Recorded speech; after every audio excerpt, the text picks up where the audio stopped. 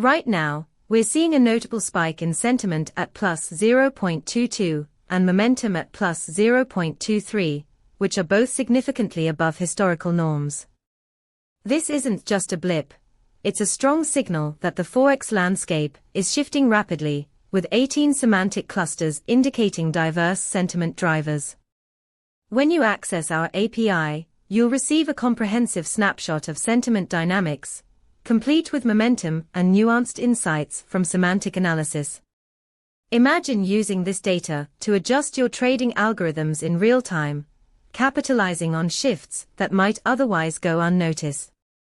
This level of insight can give you the edge you need to make informed decisions quickly. Ready to dive deeper?